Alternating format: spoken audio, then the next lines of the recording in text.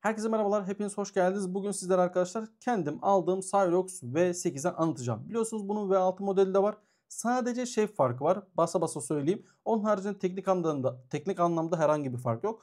Bu yüzden bu videoyu izlediğinizde hem V8'i hem V6'yı alıp almamanız hakkında tam bir bilgiye sahip olacaksınız. Tam bir bilgi diyorum. Çünkü sensör tutarlılığından tutun tıklama gecikmesine kadar her bilgiyi size söyleyeceğim burada. Yani açık ve net olacağım. Tabii ki de bir de bazı sorunları var bu mouse'un. Ondan da bahsedeceğim. Bir de gereksiz övülen tarafları da var. Onları da ara ara söylemeye çalışacağım sizlere.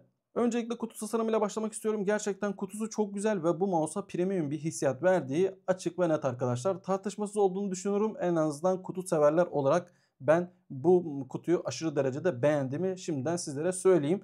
Şöyle bir dangle'ı var. Dangle'ı göstereyim arkadaşlar. Şöyle dalgalı bir dangle'ı var. Çok garip ve güzel olmuş şahsen. Ben beğendim ve arkası şöyle kauçuk kaplama. Bazı dangle'larda şöyle göstereyim. Kauçuk kaplama olmuyor. Olsa da masaya bunun gibi düzgün tutunmayabiliyor. Ben dangle'ını da beğendim. Mouse'un isterseniz tasarımına geçelim. Ve bu arada ben bunu kendim aldım.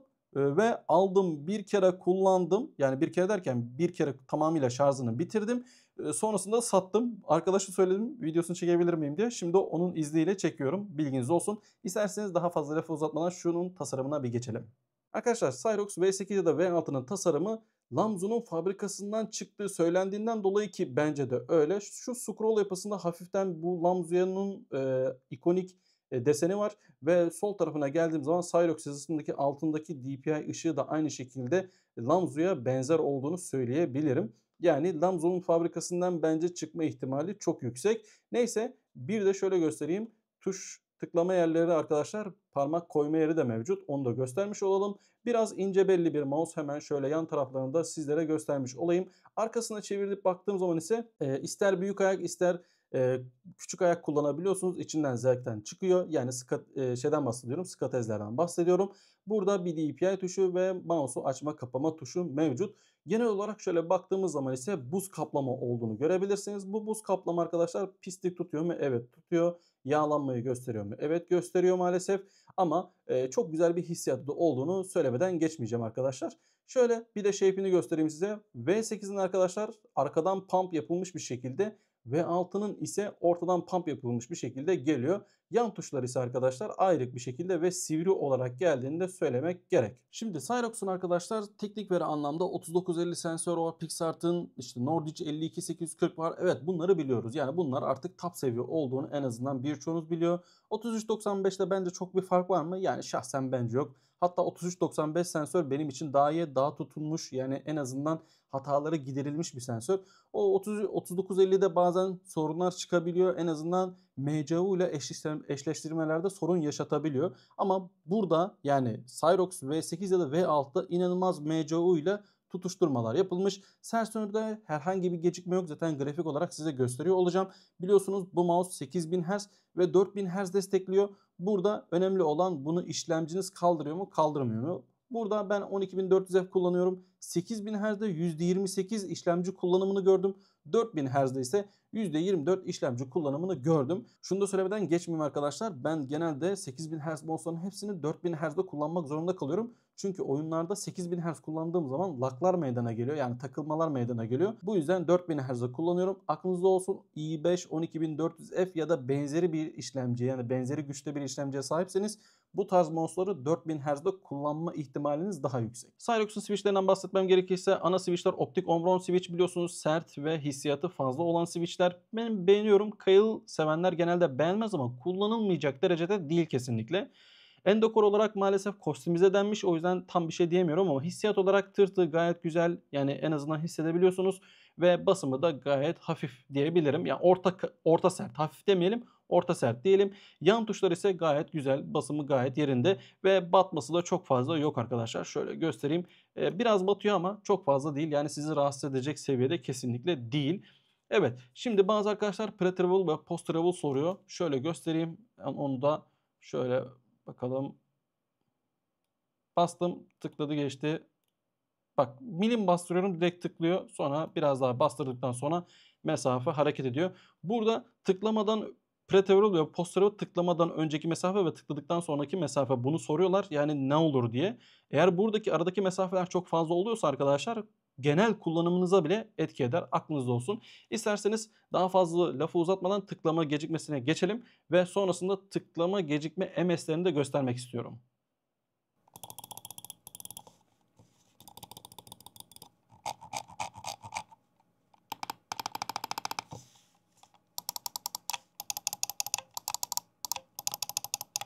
Tıklama gecikmesi ise arkadaşlar Razer Viper V3 Pro gibi 6000 liralık mouse'lara kafa tutuyor. Şöyle söyleyeyim. 8000 Hz'de 1.3 ms, 4000 Hz'de 1.6 ms, 1000 Hz'de ise 2.0 ms tıklama gecikmesine sahip bu mouse arkadaşlar. Dikkat ederseniz 8000'de, 4000'de ve 1000'de yavaş yavaş tıklama gecikmesi artıyor. Bu yüzden 4000'de ya da 8000'de kullanmaya gayret edin.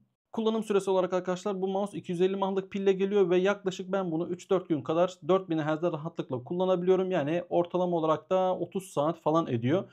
Bence gayet yeterli. Tabii kişisel bir durum. Siz 30 saati düşük görebilirsiniz ama 4000 Hz için benim için ideal diyebilirim.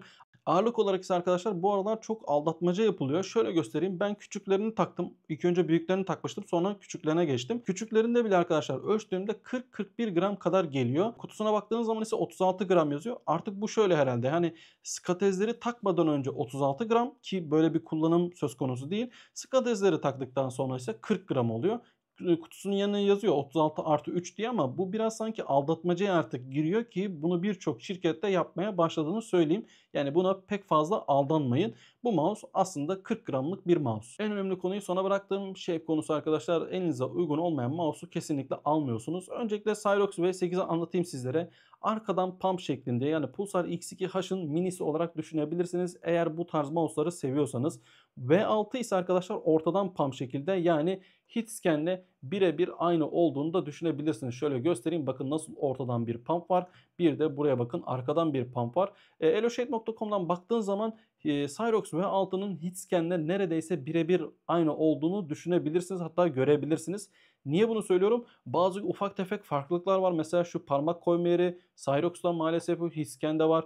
Biraz daha Cyrox ince belliyken Hitscan biraz daha böyle daha kalın belli. Yani bu gibi küçük küçük farklılıklara buna bakmayın lütfen. Ama şöyle yan yana getirdiğiniz zaman ebat olarak Cyrox V8'in arka tarafta pump olmadığını düşünün. Ortada da olduğunu düşünün. Yani V6 olsa birebir Hitscan'le neredeyse aynı. Aslında bunlar mini mouse diyebilirim sizlere. Peki şöyle göstereyim size. Bir de Razer Viper V3 Pro var burada. Şöyle karşılaştırdığımda altını şöyle sabitliyorum. Ne kadar küçük bir mouse olduğunu görebilirsiniz. Cyrox küçük kalıyor. Şöyle bir de yandan göstereyim arkadaşlar.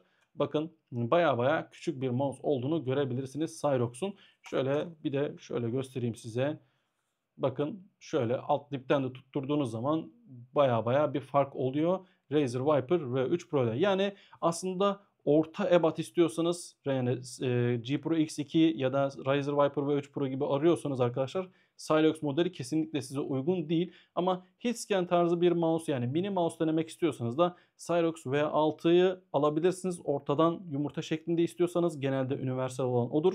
Eğer V8'de istiyorsanız şu an şu arkadan tarzında istiyorsanız ya da Pulsar tarzında bir şey istiyorsanız V8 modeli de alabilirsiniz. Bilmeyen arkadaşlar vardır bu yüzden söylemek istiyorum. Arkadaşlar bu ürünü yani Cyrox'u V6 ya da V8'ini istediğiniz rengini Gaming.tr'den daha ucuza alabiliyorsunuz. Elbette Wraith'i tercih edecekler vardır aranızda ama ben yine de ucuz olduğu için Gaming.tr'de size söylemek istedim. Servis konusunda ise aynı Wraith gibi kendi bünyelerinde servisleri var. Oradan işte teknik olarak size yardımcı oluyorlar. Tabii ki de yine Wraith'i tercih etmek isteyen tercih edebilir. Bu arada Mirliva koduyla daha ucuza alabiliyorsunuz yanlış bilmiyorsam ama hangisi daha ucuz tam olarak bilmiyorum. Genel bütçe yani genel dıştan gördüğüm kadarıyla Gaming.tr'e daha ucuz olduğu için bunu size söylemek istedim. Driver'ını indirdik. Şöyle göstereyim. Burada download kısmına bastığınız zaman buradaki driver'ı indirebiliyorsunuz. Şöyle göstereyim. Buradaki driver çok basit. Yani aslında buradaki driver'ı kullanmanızı önermiyorum. Yine ama göstereyim. Burası ana menü ve modlama yaptığınız yer. Modlama dediğime bakmayın. Atama yaptığınız yer. Buradan normal işte uyuma, lot ayarı, motion science özelliği, DPI her ayarını ayarladığınız yer. Burası makrolama yaptığınız yer. Burada ise genel olarak işte update'leri kontrol ettiğiniz yer. Ben burayı genelde kullanmanızı istemiyorum. Sebebini şimdi anlatacağım. Burada S-Center deyip Buradan V8'i seçip şuradan bir bağlanalım. Bakın burası da internet üzerinden kullanılan yer arkadaşlar. Neden? Bakın burada kompetitif mod var. Ve buradaki yazılımda şuradan göstereyim bir tekrar. Bakalım kapatmışım komple. Neyse. Oradaki yani download edilen yazılımda kompetitif mod yoktu. Burayı açmazsanız burada onun haricinde kompetitif modu göremezsiniz. Bence burası daha güzel.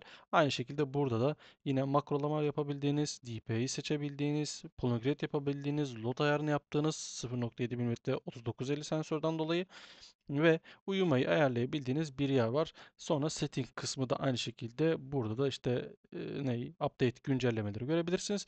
Bir de bakın burada şarjı %3 olarak gösterirken diğerinde arkadaşlar yani download edilende sıkıntı oluyor. Tam düzgün göstermiyor. Sanki pil bitikmiş gibi gösterirken burada yüzdesi olarak gösterdiği için rahat bir şekilde hareket edebiliyorsunuz. Bence gelin burayı kullanın derim sizlere. O da zaten Cyrox'un kendi sitesine girdiğiniz zaman S-Center yazıp V8 ya da siz V6 da aldığınız zaman fark etmez. Bağlan dediğiniz zaman direkt olarak geliyor. Kompetitif mod var. Şöyle geleyim. High speed mod var. Ben kompetitif seçeyim. Burası kompetitif olarak FPS oyunlarında daha iyi performans veriyor. Aklınızda olsun.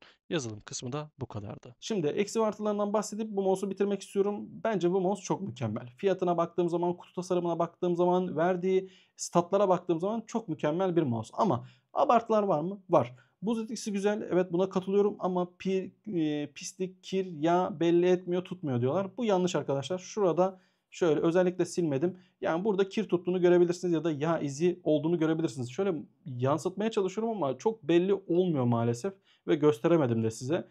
Sarı renkli olduğundan dolayı ama umarım şöyle biraz daha yaklaştırayım bakalım. Yok belli olmuyor maalesef. Ben burada görüyorum ama bunu kameraya belli etmek biraz zor. Ben çok becerikli değilim o konularda. Yani kir tuttuğunuz baştan size söyleyeyim. Ve sarı renkte ya da siyah renkte parlama yapma ihtimali de var. Bence kesin bir bilgi değil. Altını çiziyorum. Bir de bu mouse'un scroll'unda sorun var. Kayma oluyor. Birçok yerde gördüm. V6, V8 de buna dahil. Herhangi bir sıkıntı yapmayın. Gidin servisinizi verin. Çok rahat bir şekilde takar ve yenisiyle değiştirip aynı hissiyatı yakalarsınız. Herhangi bir sorun yok. Aklınızda olsun. Bunun haricinde benim bu mouse için eksi sayabileceğim bir şey daha var arkadaşlar. Şöyle kutusundan göstereyim. Şuraya 36 gram yazıp tamam mı? Bunu skatesiz ölçmek bence bir aldatmacadır. Ve bu karşı tarafa yani kullanıcı tarafına hoş yansıyan bir şey değil. Benim görüşüm bu yönde. Bunu artık birçok şirket yapıyor. Skatezleri kaldırıyor. Sanki biz skatesiz kullanabiliyormuşuz gibi. Skatezleri kaldırıp bunun gramajını ölçüyorlar ve bizi aslında aldatıyorlar diyebilirim. Bu da benim sevmediğim bir olay. Onun haricinde ben bu mouse için herhangi bir şey diyemem. Kesinlikle alın, kullanın, memnun kalacağınızdan emin olun. Buz etkisini beğenmeyenler grip tape alıp kullanabilirler. Sizlerin yorumlarınızı da aşağıda bekliyorum. Kendinize çok iyi bakın. Hoşça kalın. Görüşmek üzere.